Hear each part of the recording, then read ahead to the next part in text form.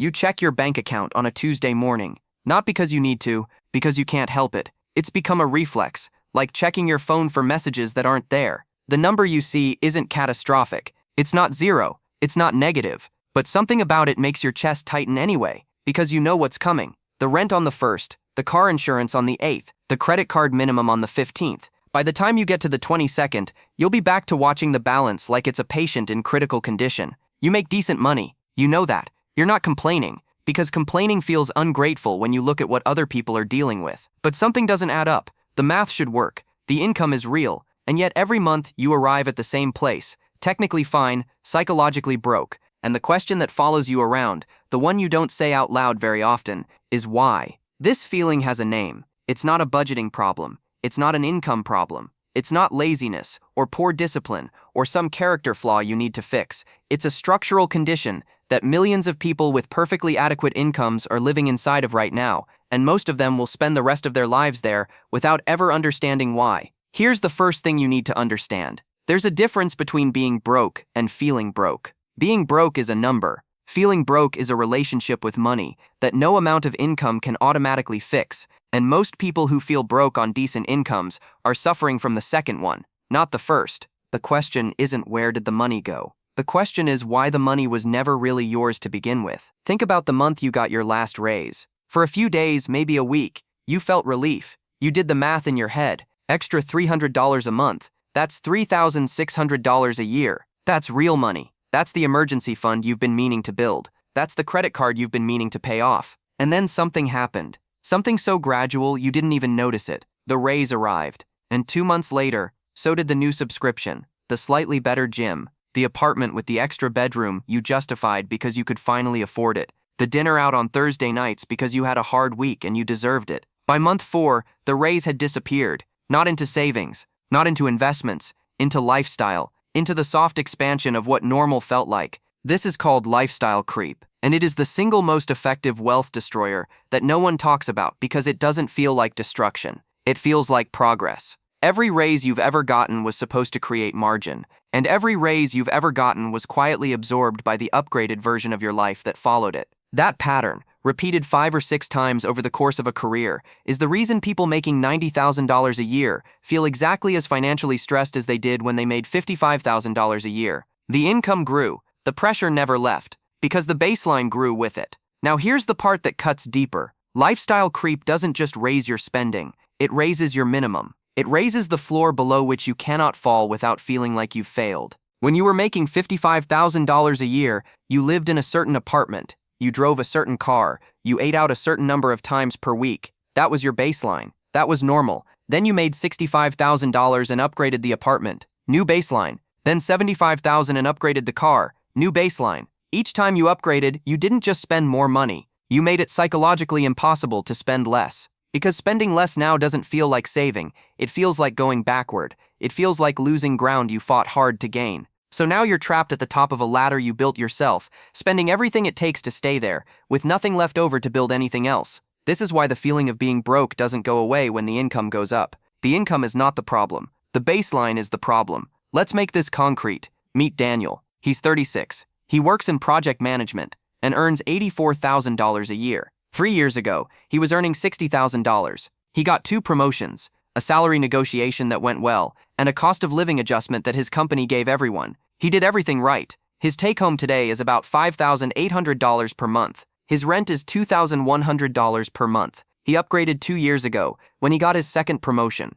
He went from a 1-bedroom for $1,400 to a 2-bedroom in a better neighborhood for $2,100. The extra bedroom is his home office, which he uses maybe 4 days a week. Most of the time, it's where his gym equipment sits and gets ignored. His car payment is $480 per month. He financed a $27,000 vehicle when he hit the $65,000 salary mark. Seemed reasonable at the time. He's 3 years into a 60-month loan. His subscriptions, when he actually added them up once on a slow Sunday, came to $212 a month. Streaming platforms, a music service, a fitness app, a meditation app he hasn't opened since January, cloud storage for photos he doesn't organize, a software subscription from a side project he abandoned. None of them feel expensive individually. Together, they're almost $2,500 a year. His food spending is roughly $900 a month. He's not eating at fancy restaurants every night. He's just eating out more than he cooks, buying the slightly more expensive groceries because he likes the quality,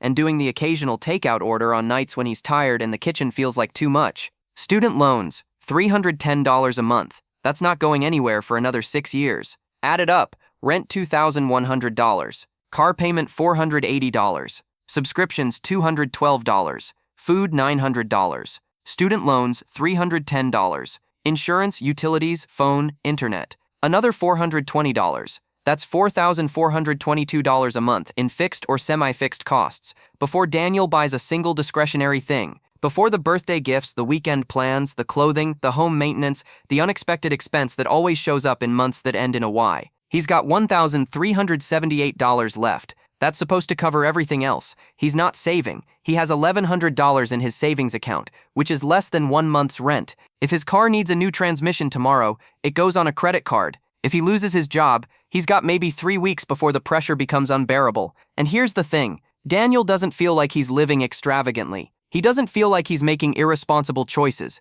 He feels like he's living at the level his income suggests he should be living at. And that feeling is exactly the trap. Because Daniel's income didn't create his lifestyle, his perception of what his income entitled him to created his lifestyle. And there's a difference between those two things that most people never stop to examine. The second mechanism behind this feeling is more insidious than lifestyle creep. It doesn't require you to upgrade anything. It just requires you to exist in modern society with a smartphone and a social circle. It's called social comparison, and it's not new, but the scale of it is. Human beings have always compared themselves to the people around them. It's evolutionary. You looked at your neighbor's harvest and figured out where you stood in the social hierarchy. That information helped you survive. The problem is that your brain is now doing that comparison, not just with your neighbor, but with every person you follow on Instagram, every coworker whose life you partially see, every family member who posts vacation photos, every influencer who shows you what a certain income level is supposed to look like. You're comparing your internal reality to other people's external performance.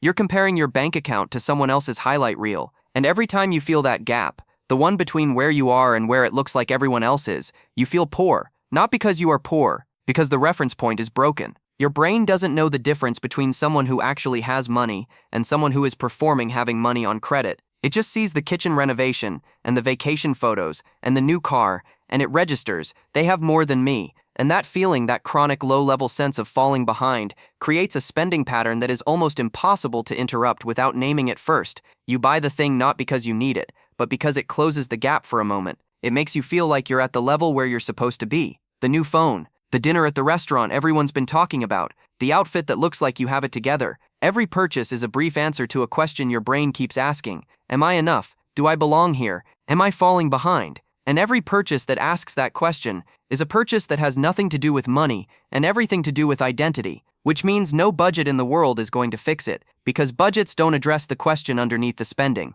The third reason decent incomes produce broke feelings is the one nobody wants to admit. It's the absence of margin. Margin is the gap between what comes in and what goes out. Not a large gap, not a dramatic gap, just a gap. When you have margin, an unexpected expense is an inconvenience. When you have no margin, an unexpected expense is a crisis. And the difference between an inconvenient life and a crisis-driven life is not income, it's margin. Most people with decent incomes have systematically eliminated their margin. Not intentionally, not recklessly, just gradually, one reasonable decision at a time. The upgraded apartment was reasonable. The car payment was manageable. The subscriptions are individually negligible. The food spending is not outrageous. None of these decisions, in isolation, looks wrong. But together they've created a structure that leaves no room for error, and life is nothing but error. Life is the transmission that fails, the medical bill that arrives, the trip home for a funeral, the phone that breaks, the roof that leaks. When these things happen to someone with margin,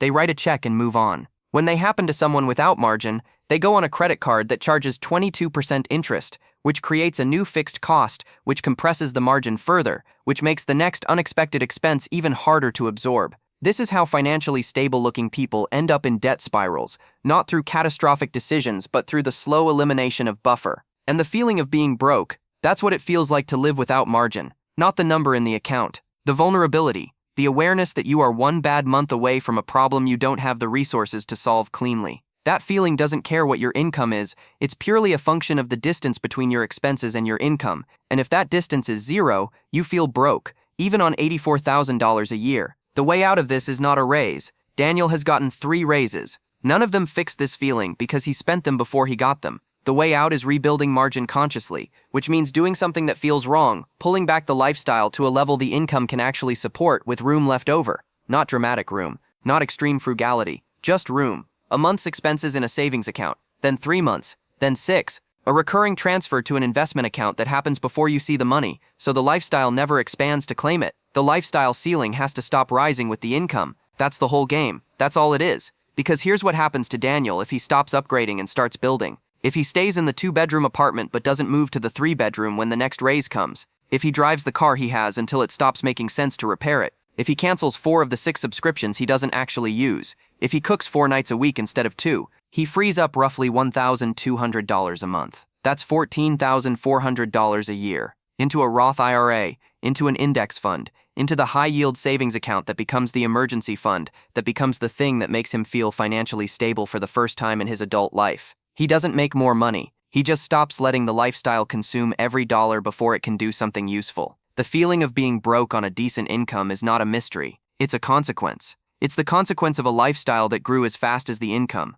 leaving no distance between the two. It's the consequence of comparing your internal reality to other people's external performance and spending to close a gap that never actually existed. It's the consequence of eliminating margin one reasonable decision at a time until there's nothing left between you and the next crisis. None of this is a character flaw. None of this makes you bad with money. It makes you human, operating in a system that is specifically designed to absorb every dollar you make before you can think clearly about where it should go. The advertisers know what you earn. The landlords know what you can qualify for. The car dealerships know exactly how to structure a payment that feels manageable. The subscription services know that $8 a month is below your cancellation threshold. Everyone in the system is optimizing to capture your income before you do. The only move that works is getting there first. Deciding what the money is for before anyone else does, paying your future self before you pay the streaming platforms, the restaurant, the upgraded apartment, the car that's slightly better than the one you have. You're not broke, you're just last in line for your own money, and the fix is not complicated,